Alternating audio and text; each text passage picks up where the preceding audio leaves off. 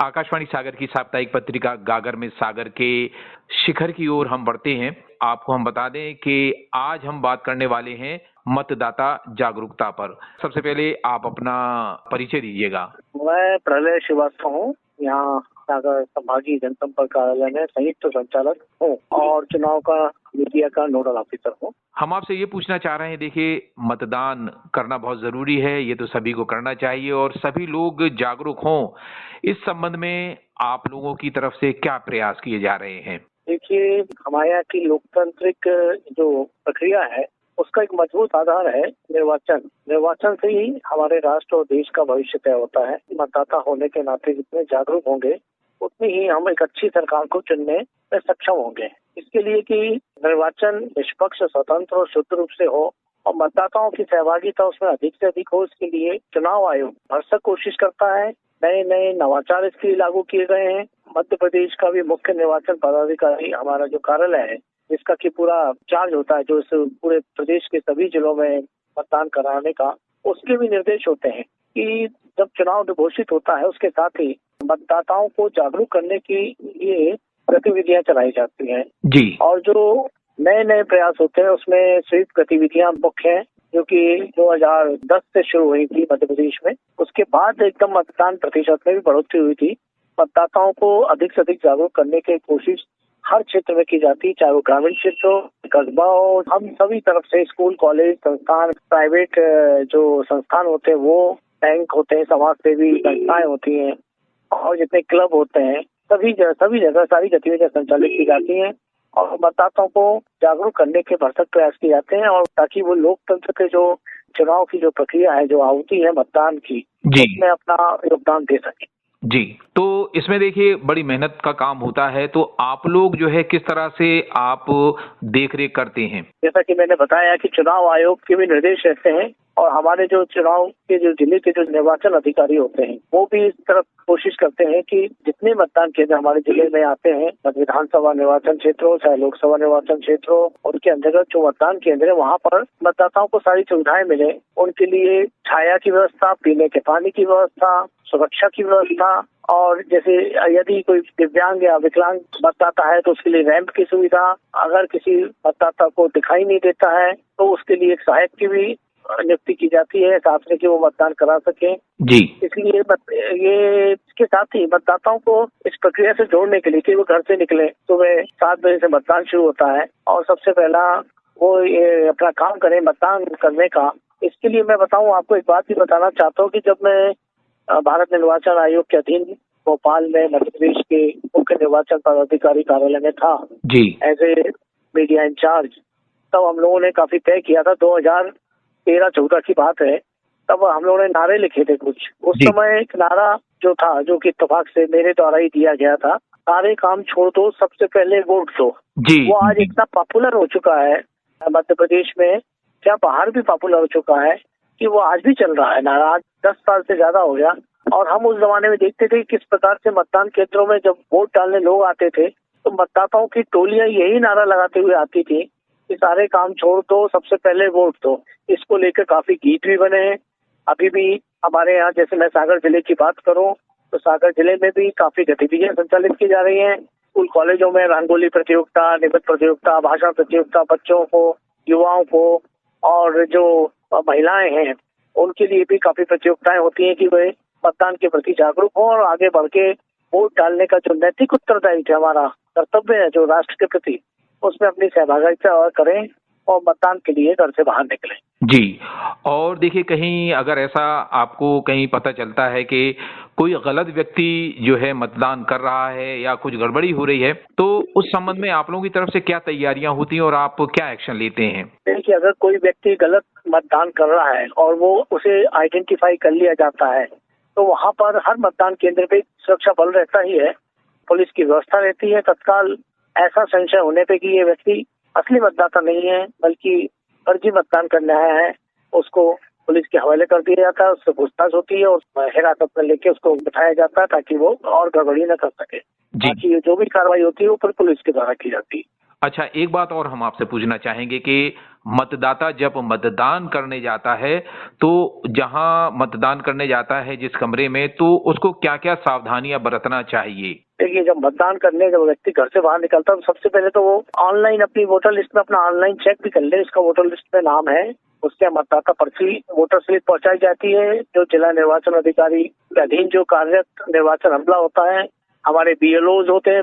बीएलओज मतलब booth level officer, ये अपने अपने क्षेत्रों में मतदाताओं के घर पे जो है मतदाता पर्ची पहुंचाते हैं। मतदाता पर्ची पहुंचने के बाद में मतदाता उसे संभाल के रखे और निर्धारित समय जो भी है, जब भी वो जाना चाहता है, मतदाता पर्ची लेकर जाए और मतदान में वहां पहुंचकर लाइन में लगकर और अंदर जाकर जो भी प्रक्रिया है उसे मिलान किया जाता है उसके मतदाता पर्ची से वोटर लिस्ट का, और उसका नाम होने पर उसके तर्जनी उंगली में बाएं हाथ की उसमें उसका अमिट स्याही लगाई जाती है। उसके बाद मतदान कराया जाता है। मतदान करते समय भी जो समय रहता है निश्चित, उसमें ईवीएम मशीन रहती है। वो जिस प्रत्याशी को वोट देना चाहता है उसके नाम के आगे वो बटन दबाता है और उसके बाद जो है वो ये ध्यान रखे वहाँ रुके, एक वीवीपैट मशीन जो कि 2018 से इंट्रोड्यूस हुई है, एक वीवीपैट मशीन होती है जिसमें कि उम्मीदवार को उसने अपना मत दिया है, वो वीवीपैट मशीन से एक पर्ची गिरती है और उसके कंफर्मेशन के लिए 7 सेकंड का अवधि रहती है। बहुत कम समय रहता है, इसलिए कई बार मतदाता क्या होता है उसको देखे बिना लौट जाते हैं, जबकि उनको रुकना चाहिए। वीवीपैट मशीन में उसको ही कंफर्म करना चाहिए कि जो उसने जो वोट दिया है, जो उसने जिस उम्मीदवार के आगे बटन दबाया उसको वो वोट उसी को गया है या पर्ची गिरी है कि नहीं गिरी, ये भी देख लेना चाहिए। और मतदान करते समय जब मतदान करने हम जाते हैं तो पहचान के लिए क्या-क्या चीजें ले जा सकते हैं? देखिए, सबसे जरूरी तो है अगर एपिक कार्ड मतलब मतदाता परिचय पत्र, जो कि इसके लिए अभियान चलाया जाता है हर साल में 3 से 4 बार। चुनाव आयोग के निर्देश पे सारे जिलों में संक्षिप्त पुनरीक्षण कार्यक्रम चलाया जाता है, जिसमें मतदान केंद्रों में बीएलओ तैनात रहते हैं और जिन मतदाताओं का मतदाता परिचय पत्र नहीं बना होता, फिर वहां जाके अपना जो इसका निर्धारित फॉर्म है उसको भर कर वो उसमें अपनी पूर्ति फोटो सारे डिटेल भरकर उसको दे सकते हैं। उसको मतदाता परिचय पत्र जो प्रक्रिया है उसके बाद उसको शीघ्र मिल जाता है। आजकल तो बहुत ही अच्छी व्यवस्था कर दी है इन्होंने, ऑनलाइन भी लोग अप्लाई कर सकते हैं इसके लिए और अपने मतदाता परिचय पत्र बना सकते हैं। गाइडलाइन भी बहुत सी मतदाता गाइडलाइन कहते हैं, छोटी सी बुक आती है, उसमें सारी हिदायतें दी होती हैं कि आपको किस प्रकार से मतदान करना है, इसकी क्या क्या प्रक्रिया रहेगी, क्या सावधानी बरतनी। ये तो एक महत्वपूर्ण है ही मतदाता परिचय पत्र, जिसको कि वोटर कार्ड कहते हैं या एपिक कार्ड कहते हैं।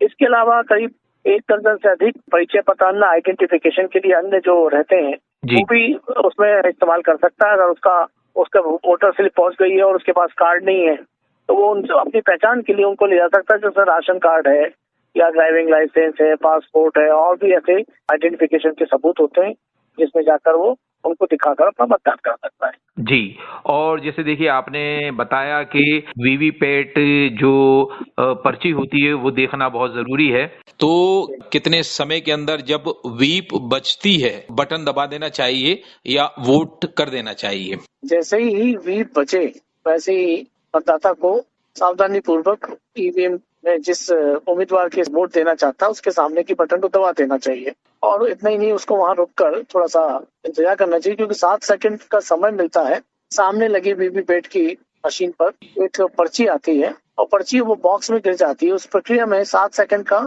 समय लगता है, जिसको डिस्प्ले होते हुए मतदाता देख सकता है कि उसने जिस उम्मीदवार को अपना मत दिया है या वोट दिया है वो कंफर्म है कि। और अंत में हम आपसे यही पूछना चाहेंगे कि लोगों से आप क्या कहना चाहेंगे मतदान के संबंध में? मेरा मतदाताओं से अनुरोध ही कहूँ इसे, क्योंकि ये देश का हमारे जो चुनाव प्रजातंत्र है उसमें जो मजबूत व्यवस्था है निर्वाचन की, जिसके आधार पर हम अपनी सरकार को चुनने जाते हैं, ये लोकतंत्र का महापर्व मतदान के दिन होता है, जिसमें कि हम अपने देश की एक मजबूत सरकार को चुन सकते हैं। अगर हम राष्ट्र का विकास चाहते हैं, सही मायने में देश की उन्नति चाहते हैं, समाज को समृद्ध बनाना चाहते हैं, तो हमें मतदान अवश्य करना चाहिए।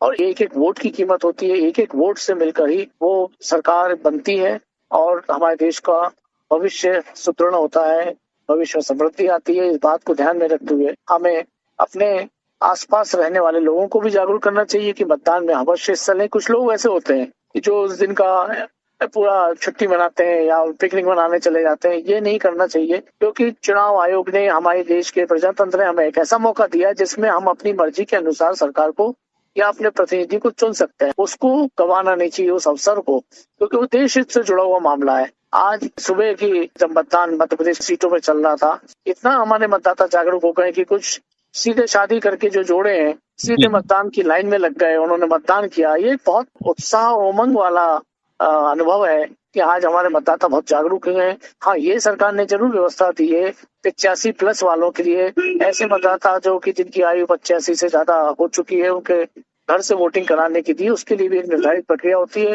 निर्धारित समय अवधि होती है, उसमें टीम जाती है, निर्वाचन टीम उनका वोट डलवा देती है, पोस्टल बैलेट कहते हैं उसे हम। तो वो भी एक सुविधा है इनके लिए। और कोशिश करें कि घर का प्रत्येक सदस्य जो है वो वोट अवश्य डाले। जो सरकारी नौकरी में लगे रहते हैं, जो किसी कारण से जिनकी पोस्टिंग बाहर होती है, उनके लिए भी सुविधा दी गई है कि वो वहां से एक फॉर्म आता है 12D, उसको भर के वो अपना वोट पोस्टल बैलेट डालने की उनको सुविधा आयोग मुहैया कराता है। इस प्रकार से हम चाहेंगे कि हमारा मतदान का प्रतिशत अभी जैसे कि पिछले 10-15 सालों में बहुत तेजी से बढ़ रहा है, और बढ़ते बढ़ते हम लगभग इसको 100% के आसपास तो पहुंचे।